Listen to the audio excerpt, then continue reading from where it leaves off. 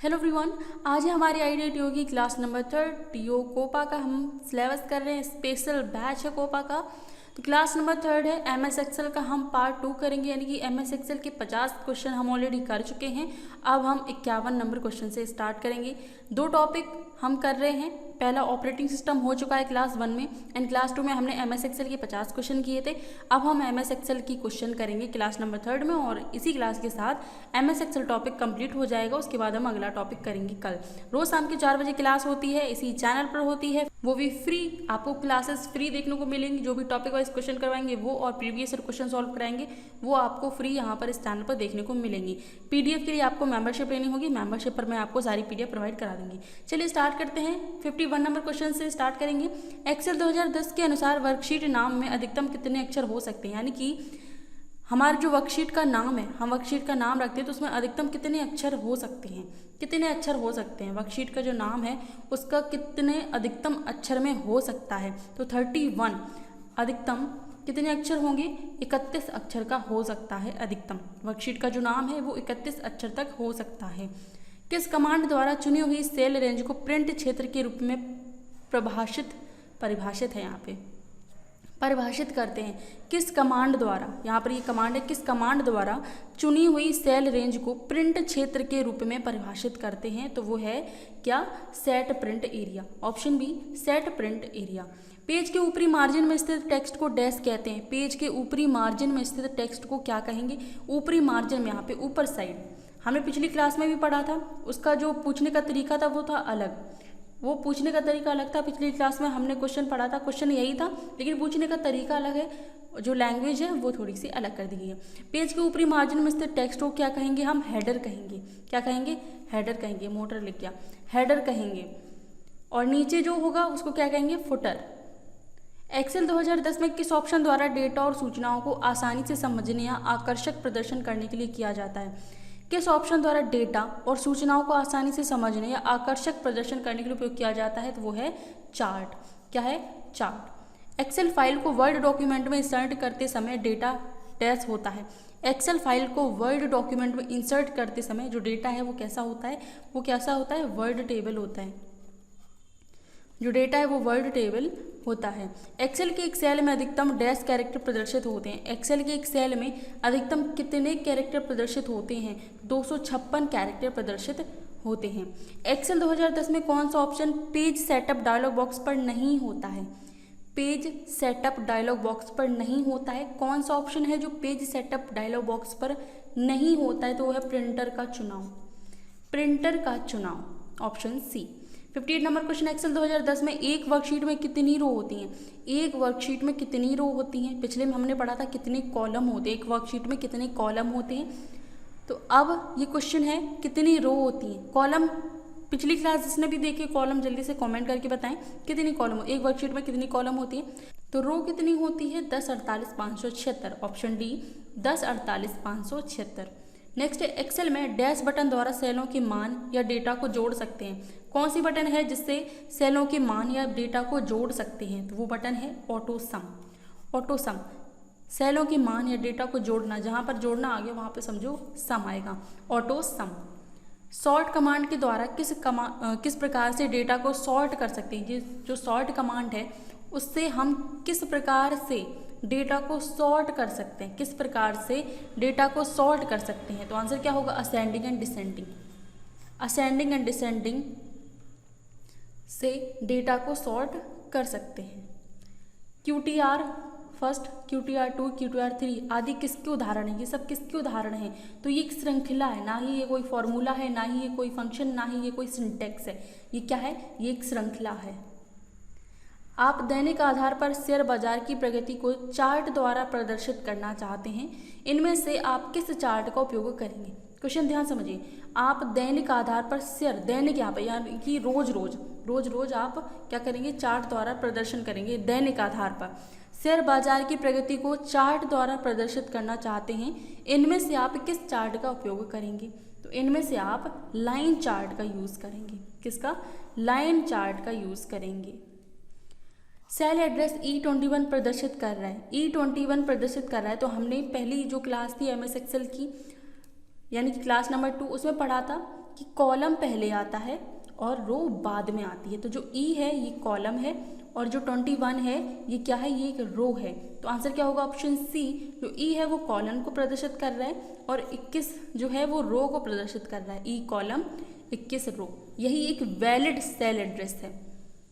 आप वर्कशीट के सेल में किस प्रकार के डेटा को एंटर कर सकते हैं? आप वर्कशीट के सेल में किस प्रकार के डेटा को एंटर कर सकते हैं? जो डेटा होगा वो होगा लेवल्स, वैल्यूज एंड फॉर्मूलाज, इनको हम एंटर कर सकते हैं। यदि आप अपनी वर्कशीट में किसी सेल डेटा को सीधे एडिट नहीं करना चाहते तो आप डैश एडिट कर सकते हैं। यदि आप अपनी वर्कशीट में किसी सेल डेटा को सीधे एडिट नहीं करना चाहते, सीधे डायरेक्ट एडिट नहीं करना चाहते हैं, तो आप फॉर्मूला बार एडिट कर सकते हैं। फॉर्मूला बार एडिट कर सकते हैं। एक्सेल विंडो को कौन सा क्षेत्र सेल के मान एवं सूत्रों को प्रदर्शित करता है? एक्सेल विंडो को कौन सा क्षेत्र है जहां पर सेल के मान और सूत्रों को प्रदर्शित करता है? यानी कि आप कोई भी फॉर्मूला लगाते हैं तो जो फॉर्मूला है, आपने क्या क्या फॉर्मूला लगाया है, वो आपको फॉर्मूला बार पर दिखाई देगा। किस पर? फॉर्मूला बार पे दिखाई देगा। 67 नंबर क्वेश्चन है, वैल्यूज एंट्री किनसे मिलकर बनी होती है? जो वैल्यूज एंट्री हैं वो किनसे मिलकर बनी होती हैं? तो वो मिलकर बनी होती है संख्याएं, गणितीय चिन्ह, दशमलव, अंक। तो आंसर क्या होगा, उपरोक्त सभी। इन सभी से मिलकर जो वैल्यूज एंट्री हैं वो मिलकर बनी होती हैं। 68 नंबर क्वेश्चन है, एक्सेल 2010 में बनी हुई फाइल के प्रत्येक पेज को कहते हैं? एक्सेल 2010 में बनी हुई जो फाइल है उसके प्रत्येक पेज को क्या कहेंगे? तो उसके प्रत्येक पेज को कहेंगे वर्कशीट। वर्कशीट, और वर्कशीट से मिलकर कौन बनी होती है? वर्कबुक बनी होती है। वर्कशीट से मिलकर वर्कबुक बनी होती है। नेक्स्ट क्वेश्चन है, निम्न में से किसके द्वारा रेडी टू यूज के रूप में फाइल प्रदान की जाती है? किसके द्वारा ready to use, ready to use के रूप में फाइल प्रदान की जाती है? तो वो है टेम्पलेट्स। टेम्पलेट्स के द्वारा रेडी टू यूज फाइल जो है वो प्रदान की जाती है। 70 नंबर क्वेश्चन, एक अलग सीट में स्थित सेल से डेटा, ये सेल वो वाला है SELL, cell, cell address. Cell से डेटा प्राप्त करने को डैश कहा जाता है। एक अलग सीट में स्थित सेल से डेटा प्राप्त करने को डैश कहा जाएगा। क्या कहा जाएगा? उसको कहा जाएगा रेफरेंसिंग। रेफरेंसिंग कहा जाएगा। 71 नंबर क्वेश्चन है, निम्नलिखित में से कौन एक्सेल का डेटा टाइप नहीं है? निम्न में कौन एक्सेल का डेटा टाइप नहीं है? नंबर, कैरेक्टर, टेक्स्ट या फिर डेट? तो वो है कैरेक्टर। एक्सेल का डेटा टाइप नहीं है, वो है कैरेक्टर। 72 नंबर क्वेश्चन है, एक्सेल वर्कशीट में एक सेल उसी प्रकार कार्य करता है जिस प्रकार विंडोज ग्राफिकल यूजर करता है। इनमें से एक्सेल वर्कशीट में एक सेल उसी प्रकार कार्य करता है जिस प्रकार विंडो ग्राफिकल यूजर करता है, तो वो है text box. Text box.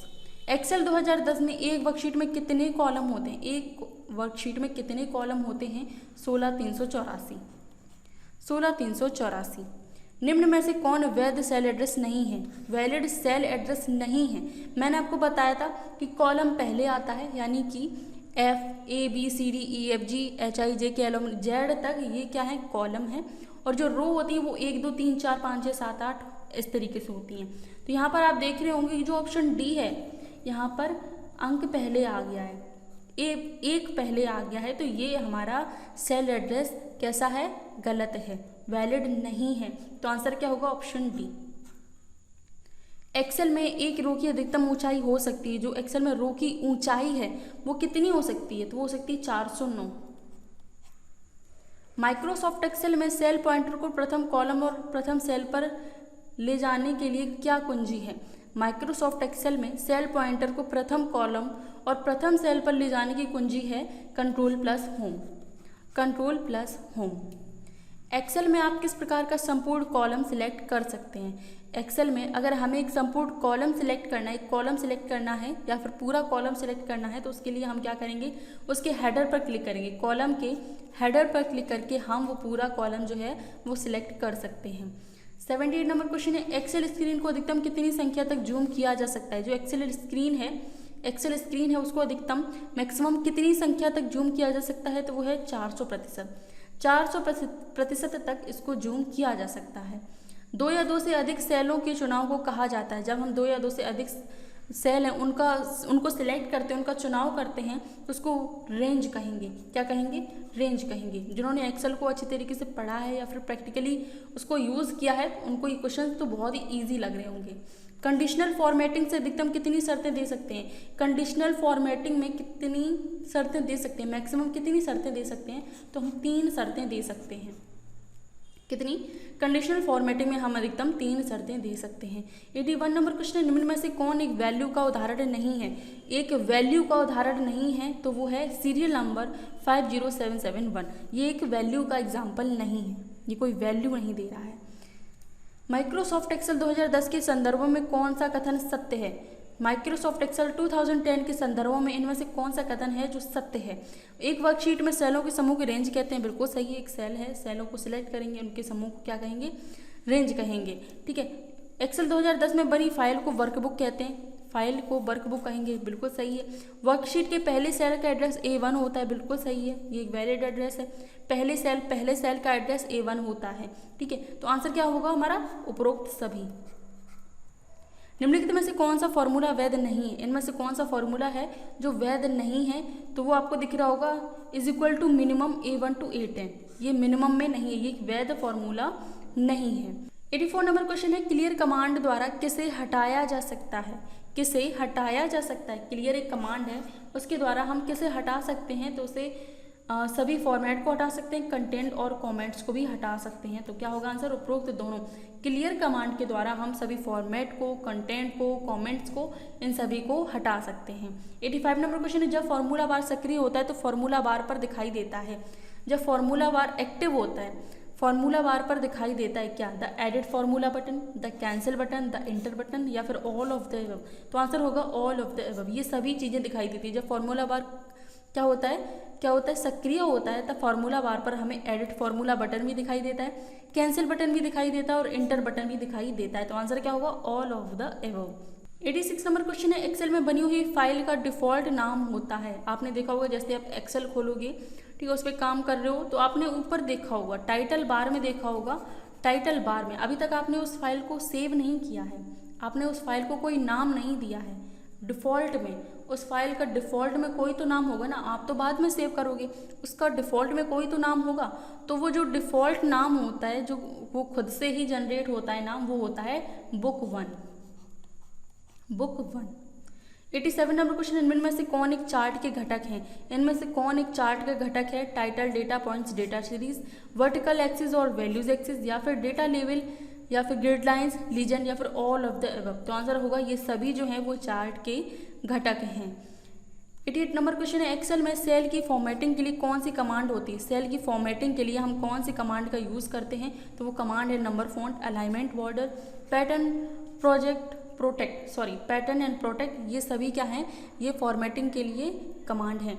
Formatting के लिए कमांड क्या क्या है? Number font, alignment, border, pattern, protect. तो ये सभी क्या हैं? ये एक कमांड है फॉर्मेटिंग के लिए। यदि सोर्स डेटा बदल गया हो तो एक्सेल में कौन सा पिवट टेबल टूल विकल्प है जो पिवट टेबल को अपडेट करता है? क्वेश्चन ध्यान से समझिए, यदि सोर्स डेटा बदल गया हो तो एक्सेल में कौन सा पिवट टेबल टूल है जो पिवट टेबल टूल विकल्प है जो पिवट टेबल को अपडेट करता है? तो वो कौन है? वो है रिफ्रेश। 90 नंबर क्वेश्चन है, इनमें से एब्सोल्यूट एड्रेस के लिए कौन से ऑप्शन सही है? एब्सोल्यूट एड्रेस के लिए कौन सा विकल्प सही है? तो वो है ऑप्शन बी, $P, जिसमें देखिए आपके अल्फ़ाबेट भी हो और आपका क्या हो? नंबर भी हो, तो वो कहलाते हैं एब्सोल्यूट एड्रेस। 91 नंबर क्वेश्चन है, निम्न में से विषम का चुनाव करें। हमें इनमें से विषम का चुनाव करना है, यानी कि ऑड हमें ढूंढना है। वर्ड, नोटपैड, एक्सेल या फिर पावर पॉइंट। तो आपको दिख रहा होगा नोटपैड। नोटपैड ये एक, इन सभी से वर्ड, एक्सेल और पावर पॉइंट ये क्या है? माइक्रोसॉफ्ट के हैं, लेकिन जो नोटपैड है ये थोड़ा सा डिफरेंट है, इन सबसे ऑड है। 92 है, व्हाट इफ एनालिसिस प्रदर्शित करने के लिए किसका उपयोग किया जाता है? व्हाट इफ एनालिसिस प्रदर्शन करने के लिए किसका उपयोग करते हैं? तो हम उपयोग करते हैं सॉल्वर, गोल सीक और सिनेरियो मैनेजर का। तो आंसर क्या होगा? All of the above. 93 number question है, यदि एक फंक्शन के अंदर दूसरे फंक्शन को उपयोग करते हैं तो उसे क्या कहेंगे? यदि एक फंक्शन के अंदर दूसरे फंक्शन को उपयोग करते हैं तो उसे हम नेस्टेड कहते हैं। क्या कहते हैं? नेस्टेड। 94 नंबर क्वेश्चन है, करेंट डेट इंसर्ट करने के लिए आप किस फंक्शन का उपयोग करेंगे? करेंट डेट, अगर करेंट डेट एंड टाइम होता, डेट एंड टाइम के लिए नाउ का यूज़ करते हैं, लेकिन अगर करेंट डेट की बात आती है, करेंट डेट को इंसर्ट करना है तो उसके लिए हम टुडे का यूज़ करेंगे, टुडे का। अगर टाइम की बात आती है तो हम टाइम का यूज़ करेंगे। अगर करेंट डेट एंड टाइम का यहाँ पे पूछ रहा है तो नाउ का यूज़ करेंगे।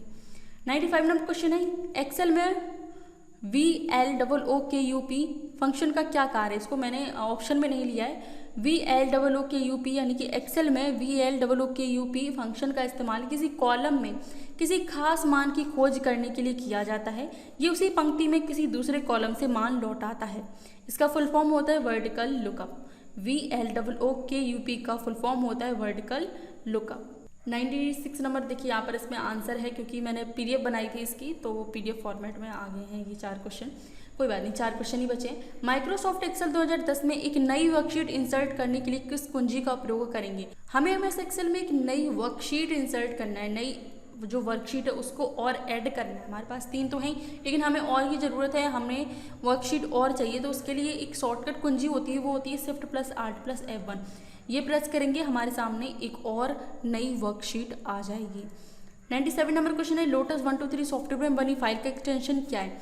123 सॉफ्टवेयर में जो बनी फाइल है उसका एक्सटेंशन 123 ही होता है। निम्न में से कौन सा कथन जो है वो असत्य है?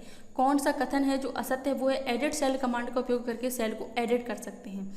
एडिट सेल कमांड का उपयोग करके सेल को एडिट कर सकते हैं। किस वर्कशीट में एक वर्कशीट में रो, कॉलम तथा टाइटल को होल्ड करने हेतु किसका उपयोग किया जाता है और जिसका उपयोग हम अन्य सूचनाओं को देख सकते हैं? जिसका उपयोग कर हम अन्य सूचनाओं को देख सकते हैं तो वो है फ्रीज पेंस नहीं, ये फ्रीज पेंस है, वो टाइप करने में गड़बड़ होगी। फ्रीज पेंस का उपयोग किसके लिए करते हैं?